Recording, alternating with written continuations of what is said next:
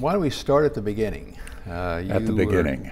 Where were you? Born in Saranac Lake in 1927. Depression time, shortly thereafter. That's exactly right. Yeah. The beginning of the Depression. Yeah. Your family was wealthy? No, my father drove taxi. He had a one-car taxi. And did you have any hobbies that kept you busy, or? Well, now you're going further ahead here. Well, as a kid. As a kid, meaning somewhere between, you know, Zero my and 12th grade and, yeah. and birth, right? Yeah. I was always interested in sports. And we always, because we didn't have a lot of money, we always worked. Newspapers and delivery mostly. But also, my father was a mechanic before he became, he caught tuberculosis. And Saranac Lake, where I was born and where the family had moved, it was a TB center. It was a recuperation center for people with TB because it was very cold and very dry and was very good for your lungs. So that's why they moved there. And where am I going with this story? Hobbies. He was a mechanic. Yeah, right. And he was trained as a mechanic, but he used to repair his taxi, you know, in the evenings. Oh, yeah. And I spent time with him at night, you know, holding a flashlight and so on when he was working his car. So I got to be very effective mechanic, an automobile mechanic, and I used to work on cars a lot. We had a gas station, and it was a natural sort of thing to go. In addition, the people across the street who were black, the man was also a great auto mechanic, and he would work on cars at night again. And I had the opportunity to go over there and hold a flashlight with him, and I learned a lot about how things work. Automobile mechanics. Yeah. And is that what caused you to decide on mechanical engineering? That's it, absolutely. You know, I felt I really knew things, mechanical things very well. Yeah. Now, why Cornell? Cornell, frankly, was because my brother went there. My brother was a very, very bright guy. He was valedictorian of our class. We were always very proud of him because here's my father as a cab driver, right? And the town is full of doctors, medical doctors. But my father is my brother is the valedictorian of the school. He's the brightest guy there. The cab driver's son. Oh, that's great. So is this very Chris? Proud of that. And he got a scholarship to Cornell.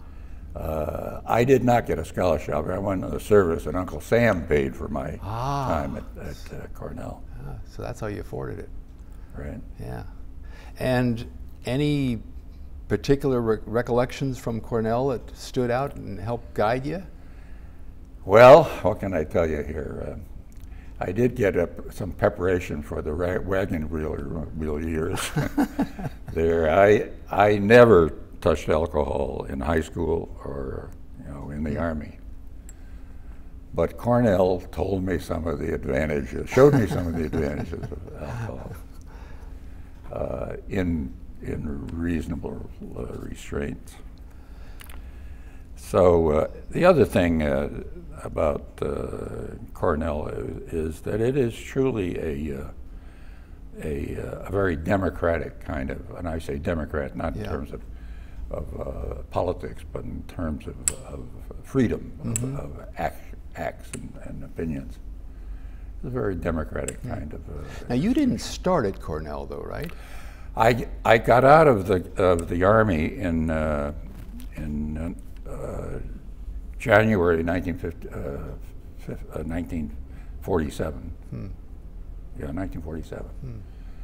And I couldn't get into Cornell right away until some 6 months later. So I started going to school at a place called Paul Smith's College. It's a little college outside of Saranac Lake. Okay. And that was an interesting, period.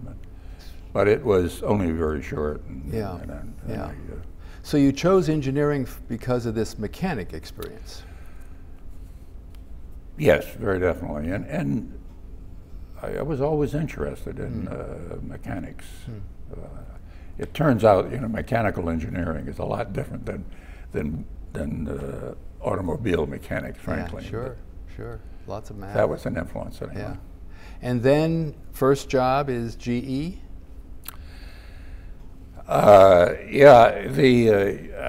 want to step back a little further there. While I was at Cornell, I had met this girl. Actually, I met the girl before I started at Cornell.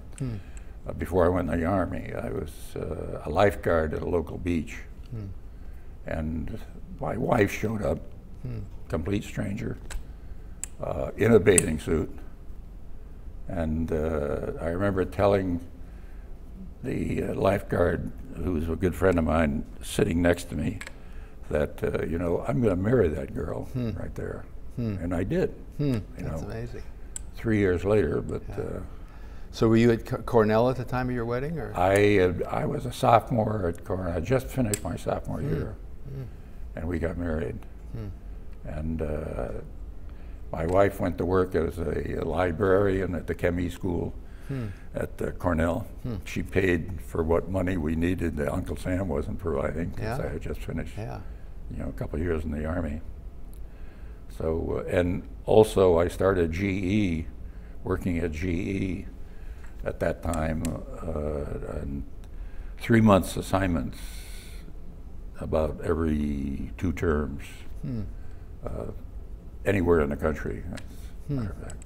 And that was their co-op program, right? That was their co-op program. That's exactly right. Tell us which was a great program. Tell us a little about that. You don't see those these days. No, I don't think a lot of companies, many companies don't do it anymore. But GE was dedicated to that. What they did is to you had to first of all, you had to be in engineering courses. And you had to have a couple of years in engineering so that you were of some value to them. Yeah. And then they took you into assignments, put you with some engineers. I can remember going to the aircraft jet engine in Laughlin, Ohio. After the first couple of weeks, we were testing jet engines. I mean, literally. The Korean War was on. We were working 7 days a week trying to turn out jet engines for F-86 fighters. It was an important, legitimate work, and good for us, and good for the company. And I would think good for young people to get an acquaintance. Absolutely. It was a valuable experience. And frankly, I worked for GE that way for going on 3 years, because Cornell was a 5-year course in those days. And they hired me afterwards, and they hired me at a higher rate than it was still low, but they hired me at a higher rate than normal, because I'd had that experience. Sure. No, sounds like something maybe we've missed recently. Yeah, I think that's probably true. I don't know the reason for that, though.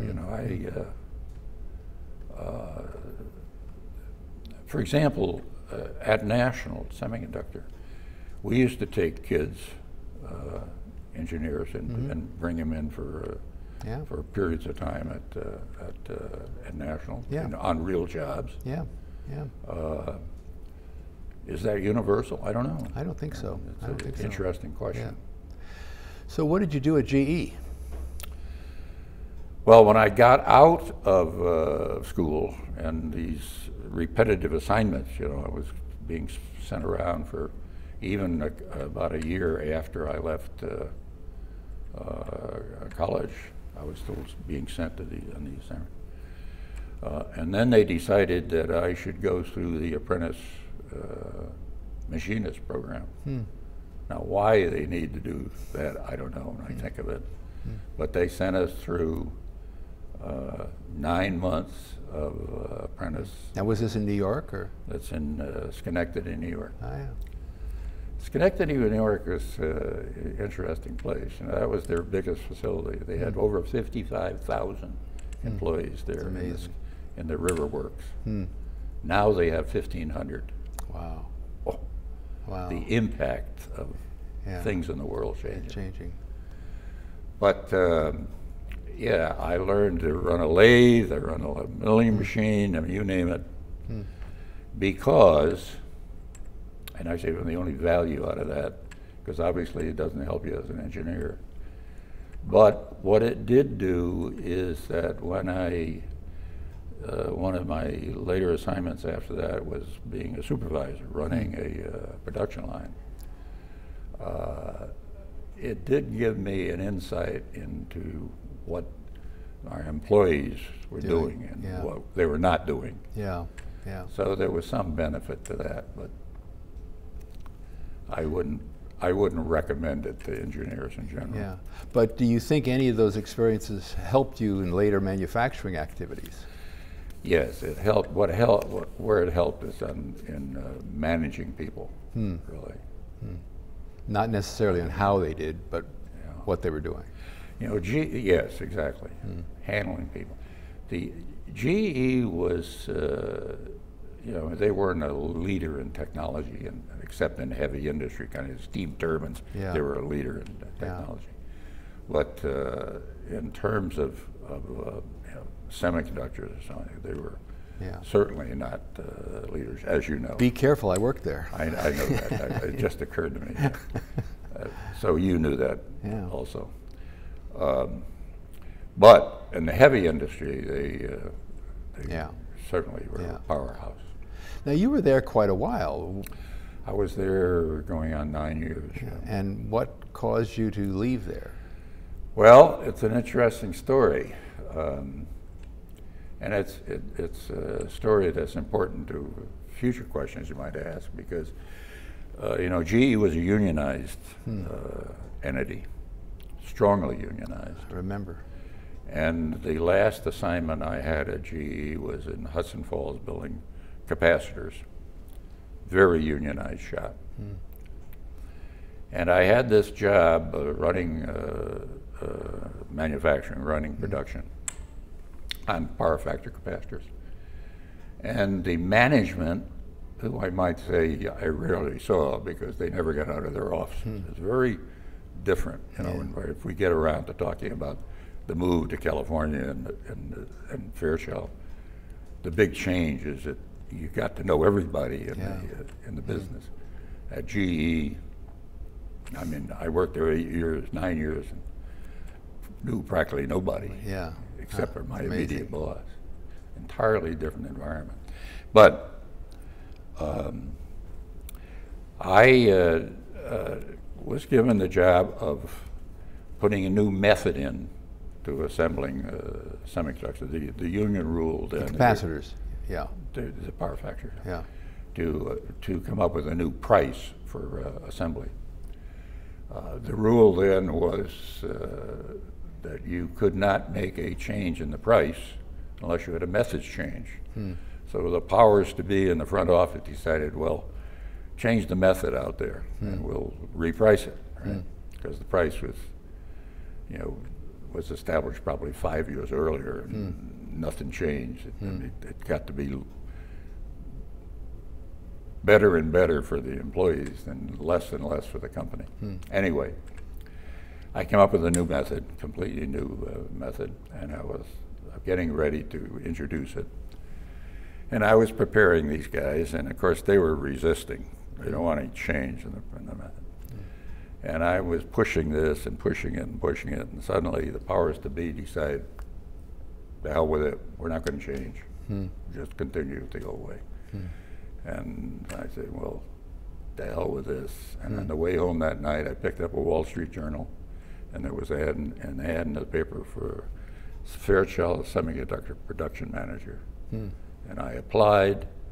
They had me come down to to Lexington Avenue in New York City. I can't remember the name of the hotel. And it was August, hotter than hell in New York. And I came up to this room and sweating. And I rap on the door, and they opened the door, and there was this guy, Fleckinger, and the general manager of Fairchild, Frank Grady, are there. And over in the corner is this table loaded with alcohol, all kinds of alcohol bottles. And both of these guys were well into their cups before I arrived. And we had a great meeting, really. These guys want to drink and hire me, fine, I'll drink with them. And they gave me an offer. I was making $8,000 a year at the time. Yeah. They offered me $14,000. Huh. And I accepted. And they confirmed On the it. spot? Pardon? On the spot? On the spot, absolutely. Yeah. I was ready to go to California. And there was no question about my wife, because her father lived in California. Had you been to California before? Never. Huh. Never been east of Laughlin, Ohio. Huh. Yeah. So I came home and told Janine, well, we're going to California. Yeah. We put the house up for sale, sold it, borrowed money off my old man, bought a new car, and we took off. We had one child at the time, and we loaded everybody up in the car and we came to California. So the reason really was a union problem. I have to say that the union problem, I got along very well with the union. Yeah. Very well with them. As a matter of fact, most of them worked for me because I built houses on the side. And these guys worked for me building houses. They had to work harder there than they worked at General Electric. But it was GE. I mean, GE was a marvelous company, a marvelous manufacturing company.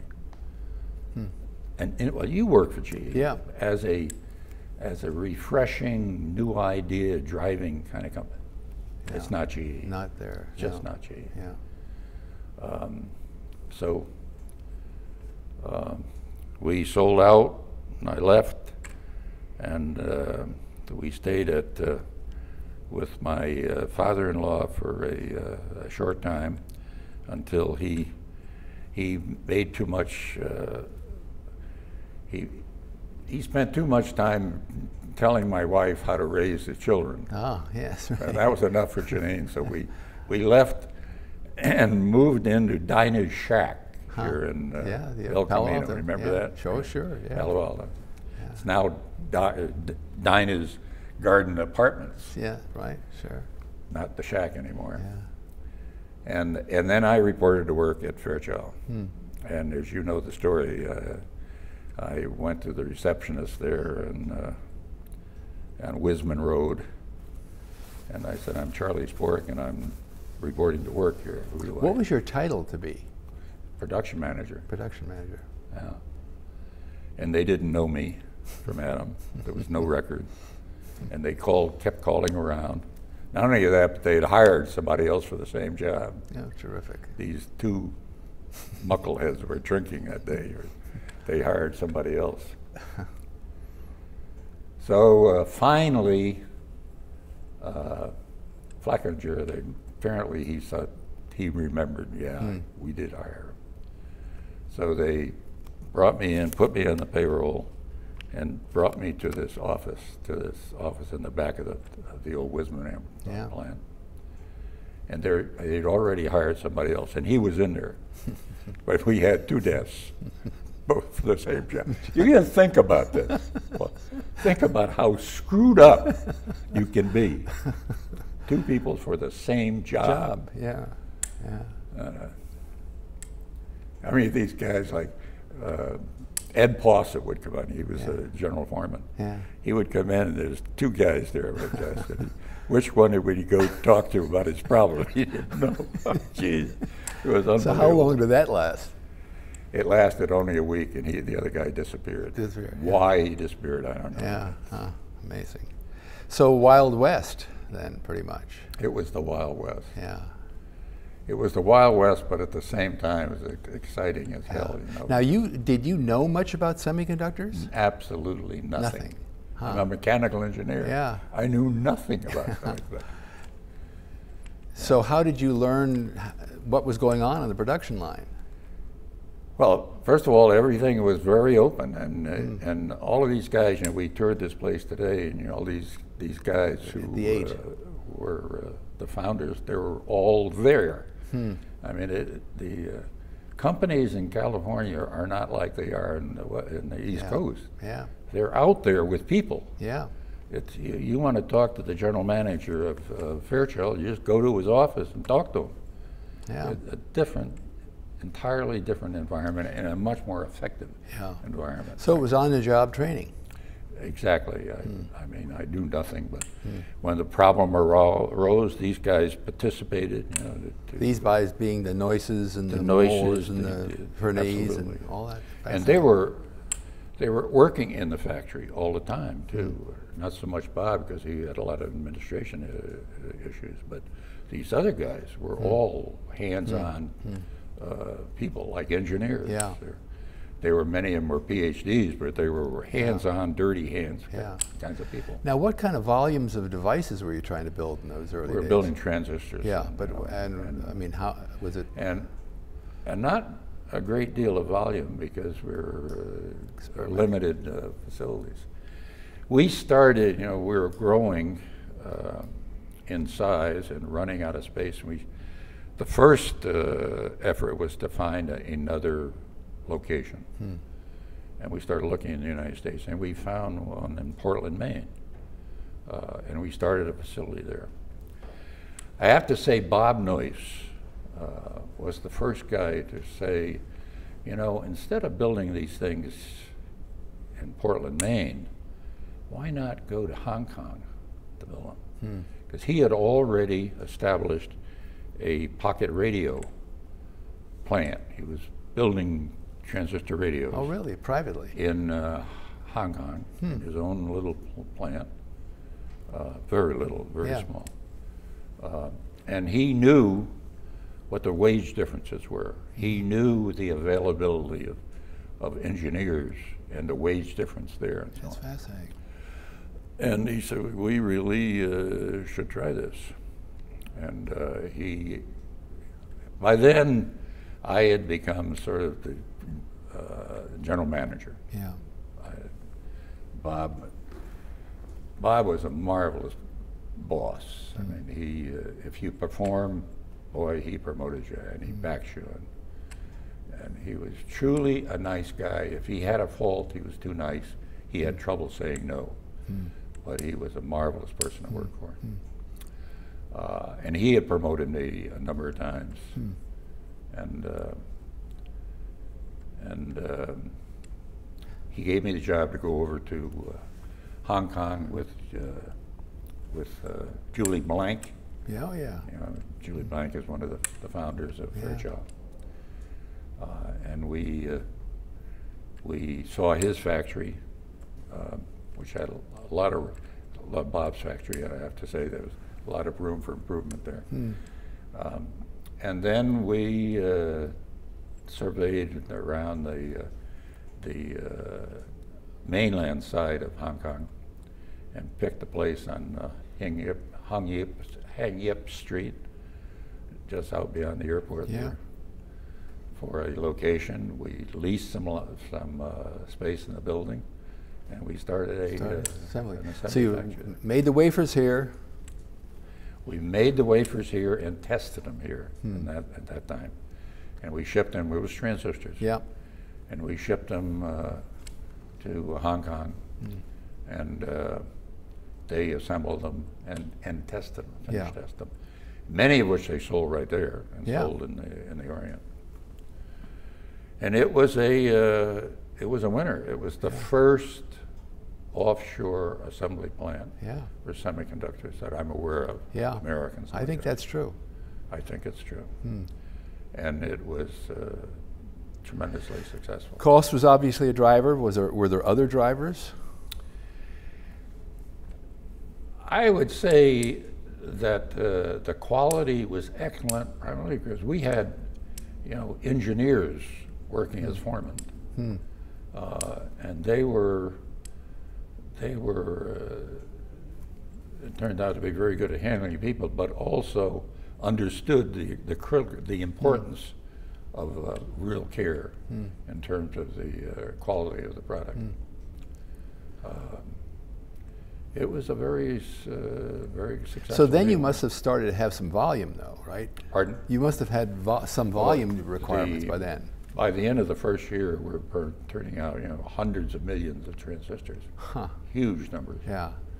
And we increased, so we were encapsulating there, we were testing there, we were actually dealing with the customer from there too, because we had a salesman.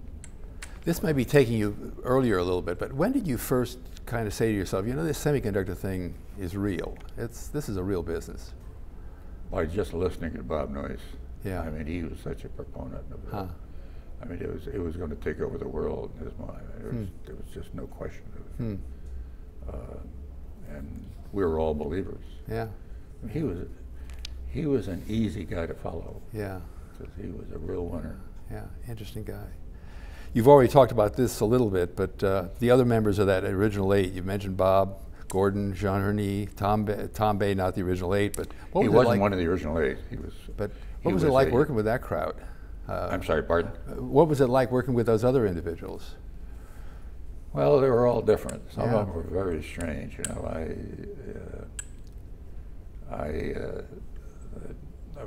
Walter mentioned Jean-Rene. He was a very difficult guy to deal with, but brilliant as all hell, and a hard-working guy. So you can deal with a pain in the butt, person as long as he's performing, and he used to perform. Yeah. What about Tom Bay? You were a good friend of Tom. Tom's, Was, of course, the marketing manager. Yeah. And I'm the manufacturing manager. And one of the real strengths of Fairchild in those days is we liked each other. We really did. And we talked, we planned a lot. He would, when we looked at entering, selling devices, most of our devices at the very beginning were sold in the military. It was later when we approached like control data we were talking about earlier. That's a different price issue. Sure. It was a lot lower price.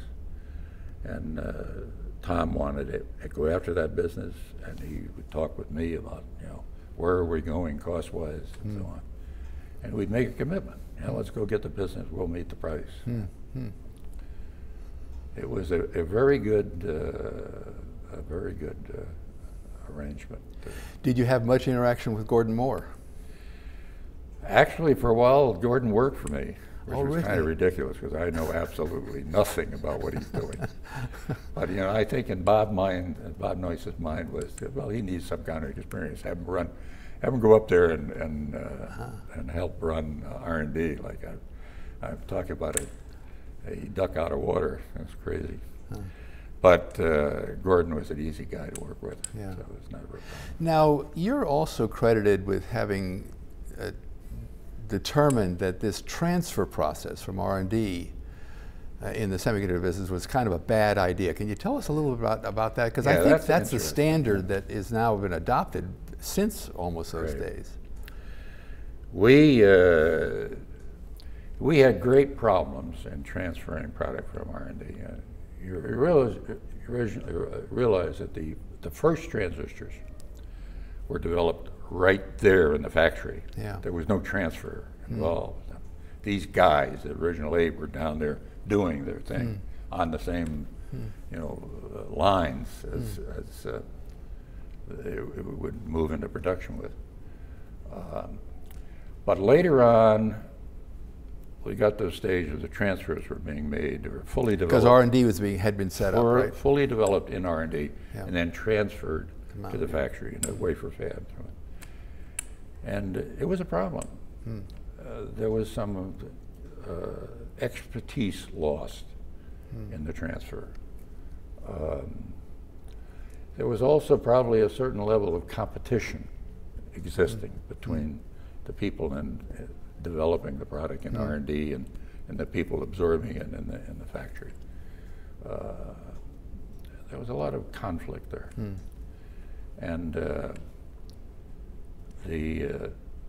over time, we gradually moved back to what existed originally at Fairchild, that the product was developed right there in the factory. To a great extent, that got to be the case for most products, unless there was some really exotic change.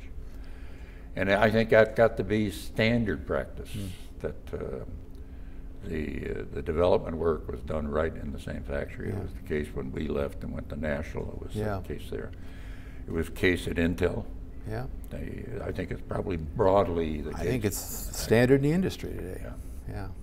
So you get these transitions are difficult. Yeah. People-wise, they're difficult. So you have this great job. You're general manager of Fairchild, a name company going like gangbusters. Whatever got in your mind to go someplace else, do your own thing? Well, I think it was part of the culture. You know, you got all these young guys trying to make it big, and many of them leaving the company and starting other little companies, and it's working, right? And it occurs to me, and you're talking to your friends, and they're telling you, we ought to do something, right? It's hard to resist. Yeah. It's hard to resist the challenge. It's hard to resist the opportunity of being a big frog in a little puddle, you know. How did Bob take your leaving? Pardon? How did Bob Noyce take your leaving? He had already decided to go to Intel. Oh, really? Yeah. He hadn't announced it. Huh. And when I told him that I was going to leave, he said, well, let's go out to lunch. And we went to lunch, and it was at the Chez Yvonne. You remember that place? Oh, yeah, yeah. And we had a couple of gins on the rocks. People drank in those days. Yes. I've talked to my grandson now. They don't drink. Yeah, it's a different, and it's probably better now. Probably better. Yeah. But anyway, and he told me, he said he was leaving and starting a company, and Gordon was going to go with him. And Andy Grove was going to go with him. And he said, we need to talk about combining our companies. Well, I didn't see how the hell that's doable at that time. We talked about that once more about 2 years later, and it was even less likely to do it then. Anyway, he went off founding Intel, and I went to National Semiconductor. How did the national thing happen? Okay, it turns out that, you know, National was, rather Fairchild, was very strong in linear circuits, primarily because of two people. Dave Talbert and Bob Weidler, and both of which had left Fairchild and joined National. And about a year after they left, Dave Talbert approached me. He said, you know, this National is a hell of a mess over there.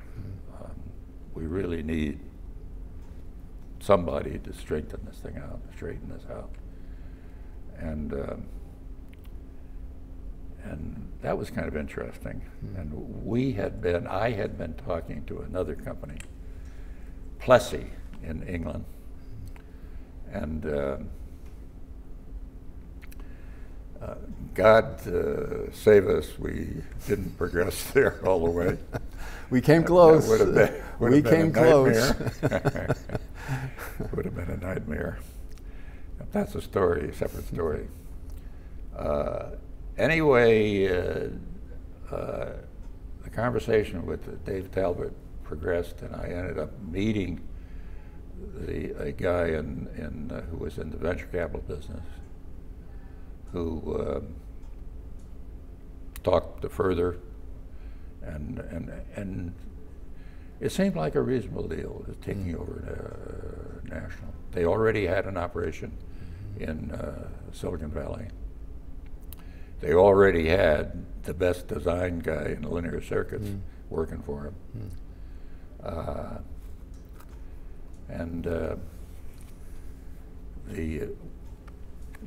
had already made some contact with a few guys, those people you know, at Fairchild, who were interested in leaving, and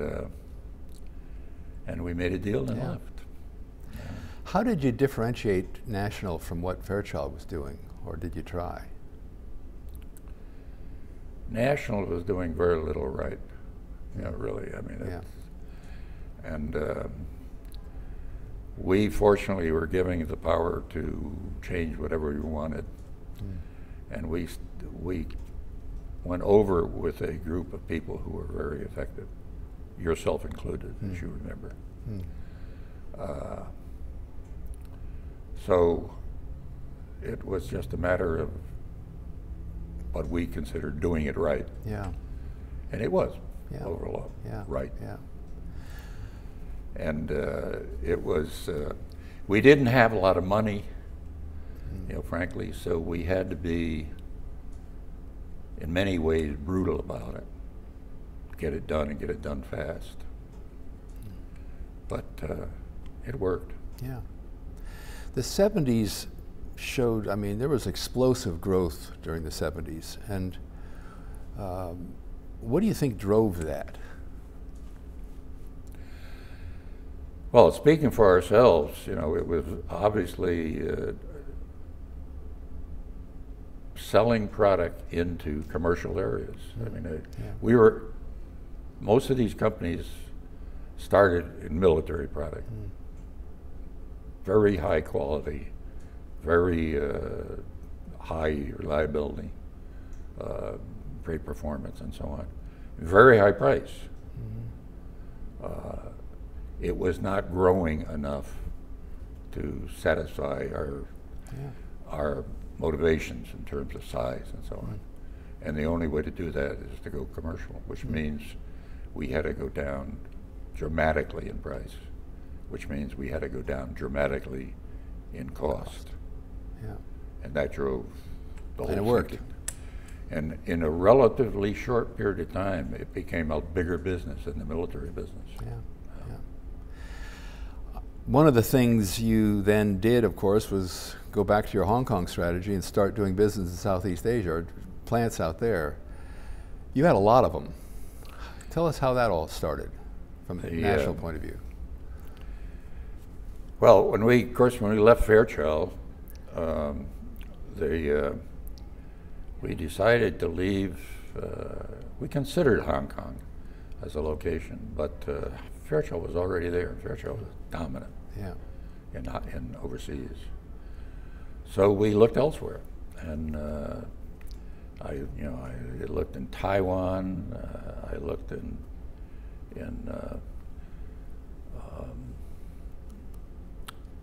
Korea, in China, in Korea. And then I got this call from a guy in Singapore. He says, "You really ought to come down here and look at Singapore." And there was a guy who used to work for me. And I said, "I've never been to Singapore. I'll go to Singapore." And Singapore is a marvelous place. It's not a democracy. It's far from a democracy, but it's a great place. Lots of hard-working Chinese guys down there. So we set up. I remember calling Fred Bialik and saying, "Fred, you got to come over here and you got to start an operation here in Singapore." And it was a successful. Now, for some reason, then you started multiple operations. So you didn't let any of them get too big, right? Right. We didn't. We were concerned about Well, first of all, you know, Singapore had its risks because the guy who ran Singapore, he was like a dictator, Wan Chan Win. He was not a Democrat, you know, in the sense of freedom at all, and you know, who knew what was going to happen there? So we, shortly after we started there, we started looking elsewhere too, and we found a marvelous place in Malaysia, in Penang. Yeah. Penang, but that was just ended up being a super facility. And lots of Chinese workers who are marvelous workers. Did you have any particular idea about what size these could get to? I mean, Vietnam's going on, the Asian, there's issues there. I mean, did that worry you? I can't say it did. You know, I'm a manufacturing guy, and it just struck me as any size. Just keep producing more and making it lower cost. And frankly, we had around 4 different factories running at the same time. Yeah. So if we had a problem in one, we had the alternative to go elsewhere. No, I can't say that Oh, yeah. bothered me. Now, did you ever have any union problems out there? We spoke about unions earlier. We never had union problems in the Orient at all. Never any interest in anyone. But we had union problems in Silicon Valley. Yeah. Especially in the diode facility. That was now back to the Fairchild days. That's right. Yeah. And that's exactly right. Yeah. Fairchild, I get mixed up. Yeah. We ended up buying Fairchild, so Yeah, they were one of the same. it's like one. But yeah, and Fred Bialik was running the diode facility, and most of, I have to go a few steps back. You know, most of us at Fairchild came from the East Coast, big union facilities, and we saw how disastrous that was to company success. We were dead set against unions. Started with Bob Noyce. He worked at Philco. It was a disaster area. You know, I worked at GE, a disaster, and it just permeated all of our thinking. So when the unions tried to penetrate, there weren't any unions at the time in Silicon Valley. They tried at a diode facility, and we worked really hard. We found out who the executives were in the union, and we plastered the pay scales that they were getting, the money that they were making. They were making more money than Bob Noyce, general manager of the division, right? I mean, we just... Now, when you went to National, and I think you had this at Fairchild as well, you were behind the notion of stock options for everybody. Was that tied to making them owners as opposed to wanting to organize? Be a participant. Be a participant. Yeah. I mean, unions in the East Coast, I don't know about now, but then they were destructive to the company. They had the way they sold themselves to employees was that goddamn company. You know, those bastards. We got to get them. You know, that kind of attitude. It was very destructive. Yeah. And we changed that around. And one of the things we did is give employees, all employees, stock options. Yeah. I mean, that was unique in the country, right? It was unique in those days, yeah. Now it's pretty common. Yeah. Well, there's some changes happening in that, unfortunately. Yeah, I wouldn't doubt it. Back to the Far East, you know, as the 70s go, of course, the volumes are going straight up. You kind of pioneered automation in those plants, but yet you left them out there. Can you talk a little bit about why you did that? Well, automation in a primitive sense. We certainly automated the lines from the standpoint of lead bonding and die attach and so on, and testing. But to integrate it entirely, for example, like TI did, never really seemed to make sense to us. And to this day, it doesn't make sense to me. I don't think TI continued to do it. As a matter of fact, I don't know that for a fact, but I suspect they didn't. Because the amount of flexibility it gives having these individual stations. So with the automation you did do, though, you were never tempted to bring any of that back to the U.S.? You know, because what had happened, Floyd, in the meantime is we got these major reductions in costs from what wage rates, but we got major reductions in engineering costs. We got major reductions in sales costs. We got major reduction in shipping costs. The overhead cost in a business like that is much larger than the labor cost. Sure. The overhead cost is much larger. Yeah. And that dramatically changed. Dramatically changed. You know. Instead of paying like I was, you know, when they hired me at GE, they paid me $8,000. You know, you were hiring engineers in Hong Kong, PhDs, who you're getting $2,000 a year. Yeah, yeah. The major change, and we've had this discussion before, you and I. You can't overemphasize the impact it has on the overhead cost. Yeah. That's a tough nut to crack. Now, from a wafer, you can't automate it away. Yeah, right, sure. From a fabrication point of view, you then also in the late 70s started to do things outside of California. What drove those decisions? Well, you know, in those days, if you remember, we were running out of employees to find in California, in Silicon Valley. There are a lot of competitors hiring the same people. You know, we started a wafer fab facility in Portland, Maine. Very successful. Yeah. And later, National started in Texas, Dallas, as a matter of fact. Yeah. And in Europe. Yeah. We never did in the Orient. No. But I'm sure that's something that would have happened. Ultimately, as they did with the charters and those others that came in there. Yeah. Late in the 70s. At one point there, you know, before we leave that subject, I think it's frequently looked at, well, you're going offshore, you're just giving up. The fact of the matter is, our employment in the United States kept growing through this period. But they were good jobs. They were engineers and management people and so on. The employment level kept going while we were still growing. But it was allowing us to meet the Japanese competition. Yeah. We didn't end up being Kodak and you know, General Electric in the semiconductor business and all these other companies who disappeared because they couldn't meet the competition. We beat the Japanese. Yeah. That's exactly where I was going to go next. The late 70s, the Japan threat. Can you talk about what you saw there?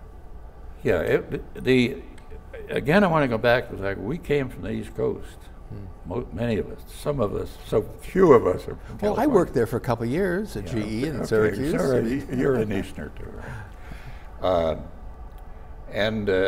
You know, we had worked at companies back there who had been destroyed by the Japanese. And I say that not with a negative connotation, but they really wiped us out in a lot of areas. I mean, I worked specifically on TV at GE, and you can drive by that facility now. It's still empty. They still haven't recovered. Amazing. You can go in Rochester. You drive by Kodak. It's empty. Yeah. Nothing more. That didn't happen to us.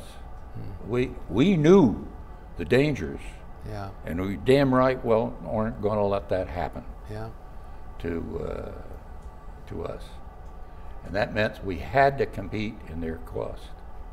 One of the great things we did, interesting things we did, is we sent a group of assemblers, female assemblers, with a foreman and an engineer to a customer in Japan who was in the semiconductor business. You know. And they toured the factory. They were there for a couple of months, just looking at what they were doing and how their society worked. And they came back with a beautiful story, which we made a film on, if you remember. This was at National. Yeah. And that film showed the thinkings of the foremen and so on, and the employees, and how pro-company they were. Collegial. Amazingly pro-company. Yeah.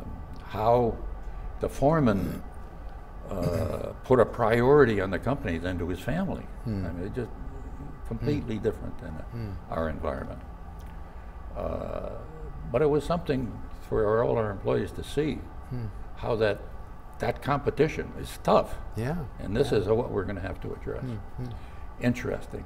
As a matter of fact, you know, that film must have been in the National Archives here somewhere. That they got, yeah. And it would be nice to grab a hold of that somehow. I don't know where it would be. TI's got it now, apparently. But it would be a nice thing to try to find that. Yeah. So, but this threat is there, and other semiconductor manufacturers and you are talking about this. Can you talk about how that all came together? I see where you're going there. One of the things that did occur is, you know, the semiconductor industry was a tremendously competitive, knock them down, fight them, kill them environment. But there's a new element now. Suddenly, Japan is the threat, and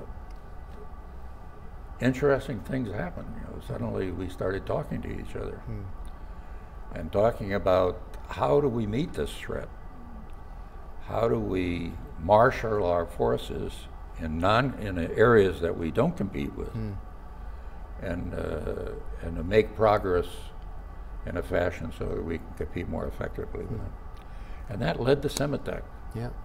It led to a grouping of companies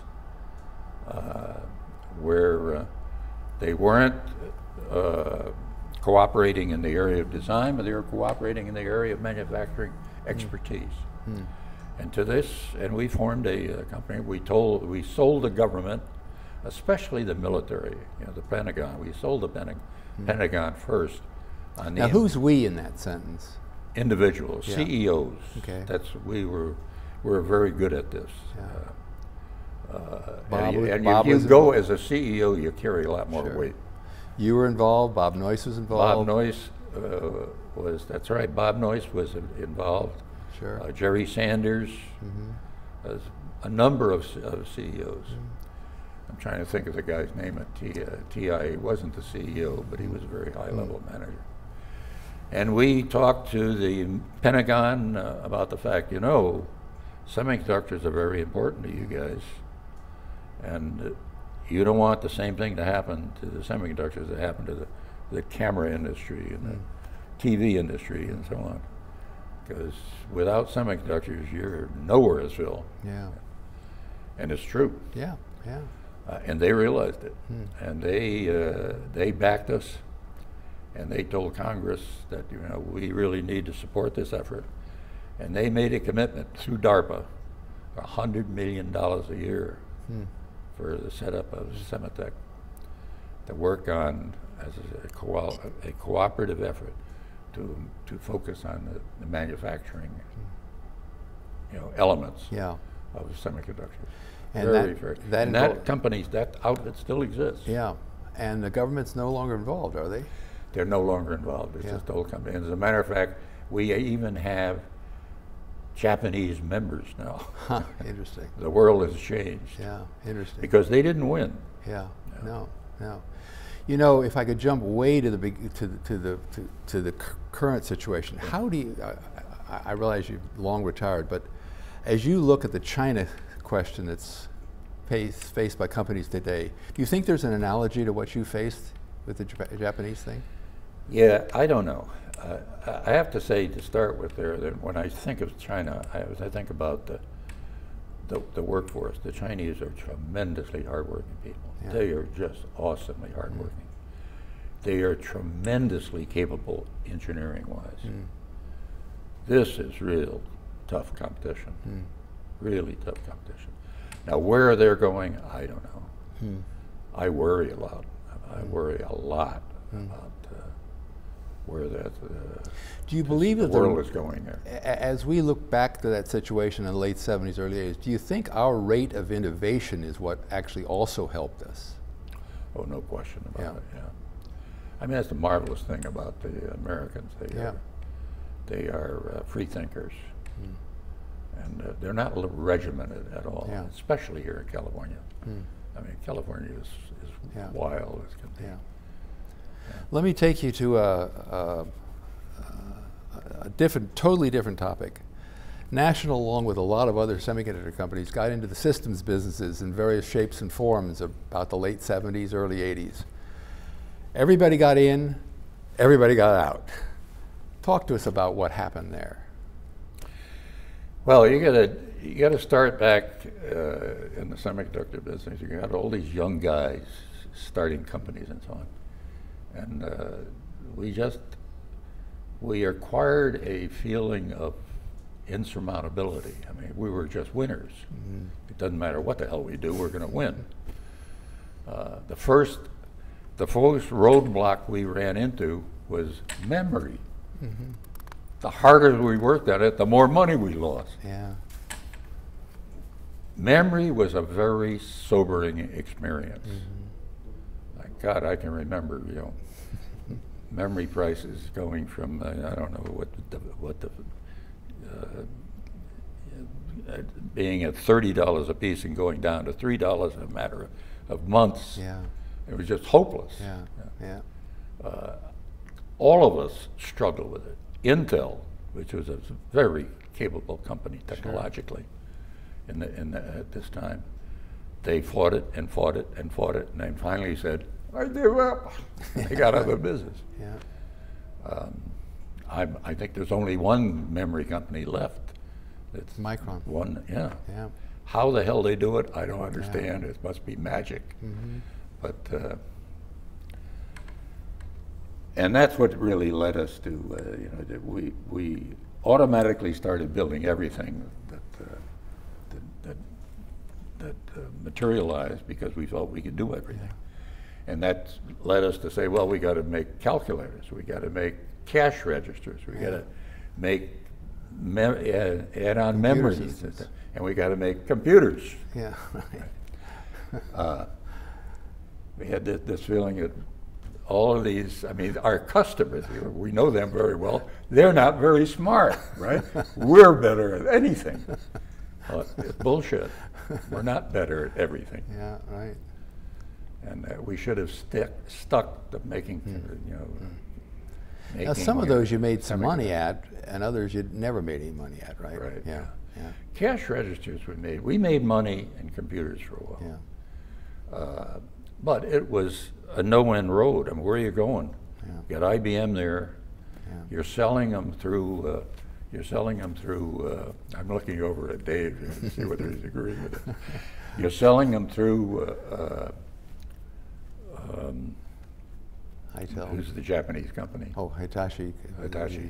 Stuff, fascinating time. It was,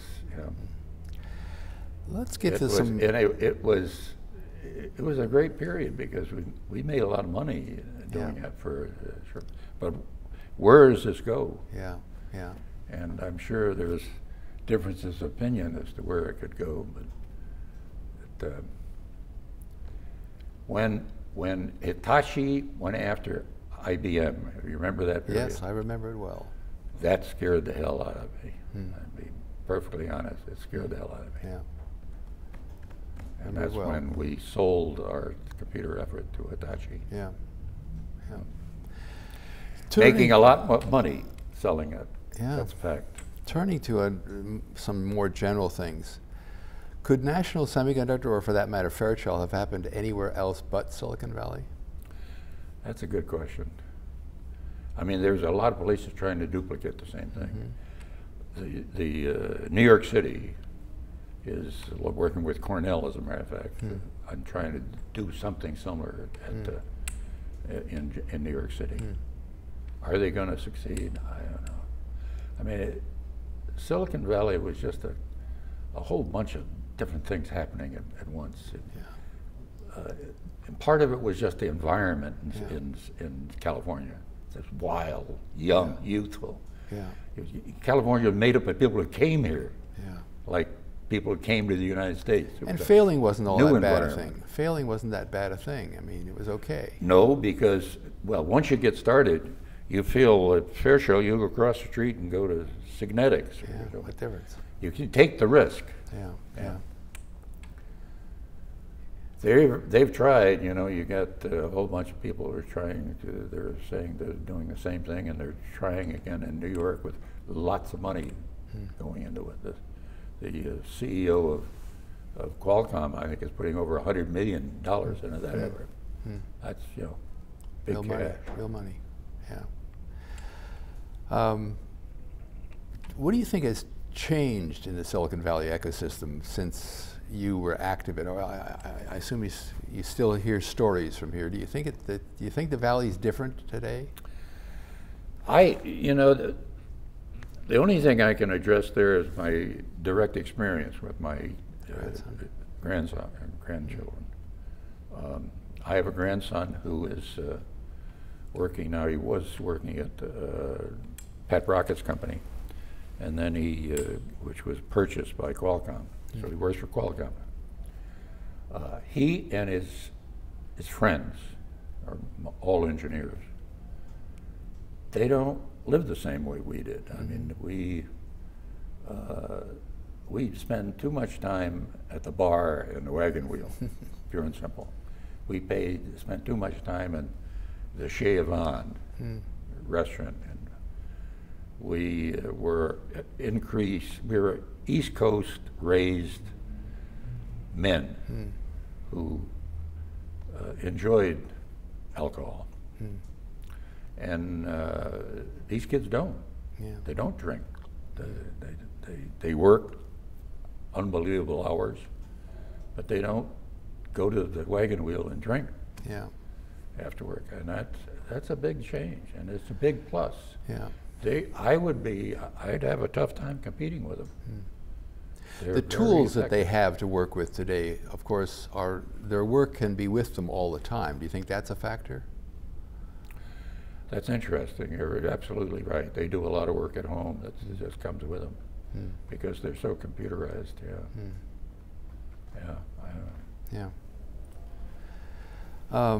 Actually, you just mentioned your grandson.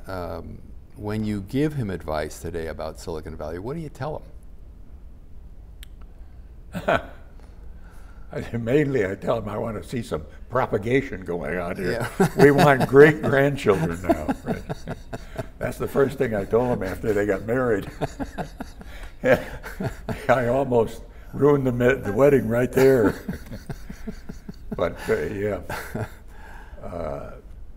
these people are hardworking kids, and they got it right. They don't raise hell like we did. Many of us did, not all of us. What advice do I give them? God, they can give me advice. Frankly, they're good kids, and I can't ask for cleaner living, good family people than what these kids are. That's terrific. That's terrific. So what can I tell them? I've just got old, terrible stories to tell.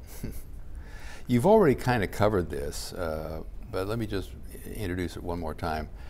This general environment, like you said, you were on the East Coast, I spent some time on the East Coast, and the environment difference is huge. And you wonder how long that's going to be like that, because it still seems to be that way. I mean, as you compare them, I mean, in some respects, in the East Coast, they're too much in their offices, it seems like. That's the big difference. I mentioned to you a number of times, California is an open environment. It's a wild environment, and that means it probably contributes to creativity. And the choice is there. You don't have to work at Fairchild. You can go to work at National. You can go to work at Cybernetics or whatever. And there's the willingness, the willingness to change. I mean, I worked at GE capacitor department in Hudson Falls, New York. If I quit the company, I got no place to work. There's nobody else there. Company town. Yeah, I could go work for the paper company, make toilet paper. And that's it. So the environment, and the real issue is can you duplicate Silicon Valley elsewhere? And that's a good question. I've been asked that. I don't know, because I think there's 20 different things that contribute to it. How do you get all 20 lined up in? I mean, it's something as simple as Moffett Field Navy base letting officers go who became foremen. They're ideal foremen. These were fighter pilots, for God's sake. I mean, there's just lots of these things happen at the same time. We're getting close to the end here, at least from my list, but what was the most fun thing you did in your career? Buying Fairchild. I remember, and this is just, I mean, I was a spoiled brat, and the satisfaction of taking, Bob Noyce was, not Bob Noyce, but Tom Bay was with me. And we had just bought them. And Tom and I went over for a tour of the place, our old offices and so on, and toured the factory. It was, I must admit, it's stupid, absolutely stupid. That was fun. But it was, I used to work here, and then we bought the damn place. I now own it. That's interesting. It was interesting. On the other end, what was your biggest low? TI buying National. You remember they were very competitive. Oh, absolutely. TI is a good company. It's a good company. No problem with TI at all. But we were very competitive, especially in digital. And then suddenly, they buy National. That was a low spot. Shouldn't have happened. One last area I want to talk a little bit about. Integrity and values in the Valley, I think have been some of the values that you and other Valley pioneers started with, really permeate this Valley to this day. I think they're different than they are elsewhere. We fought competitively, but by and large, the folks were honest, hardworking, with high integrity people. How did that happen? That's a good question. I don't know. It was here when I got here. I think Bob Noyce was that kind of person. My circle of view was about Fairchild, and that was Bob Noyce. I mean, he was a very straight target guy. He was not the least bit devious. He was what you got. No hidden agenda. And when they called him the father of Silicon Valley, right on. But isn't it amazing how long that has lasted? He was such a nice guy. I mean, he was successful and nice at the same time. There's not a lot of us that fall in that category. And he was a womanizer. Like, how can I say that? I mean, he was. I mean, that's why his first wife left him. I mean, it's garbage stuff now, but he was still nice all the time. He was nice to all these people. Pleasant guy, very pleasant guy. Nice to all these people. What have I not asked you that you'd like to talk about?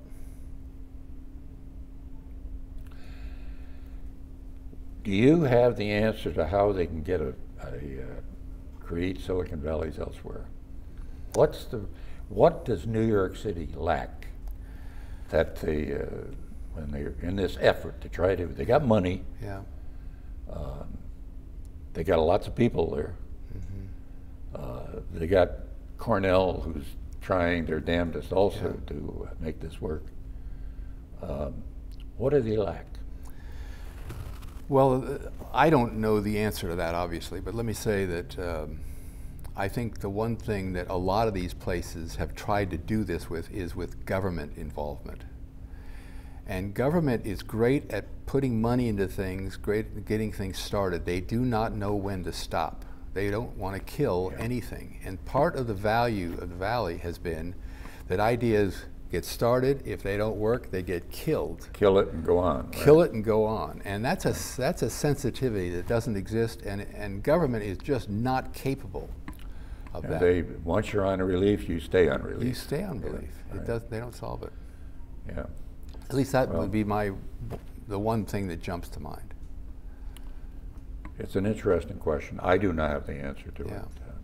But having the venture industry properly structured, because a lot of that has gotten too professional also, is kind of necessary. People who have done things, been in companies, helping develop people also. You got to get the local folks tied to it. Involved. You think about it here, most of the early venture people came out of the industry.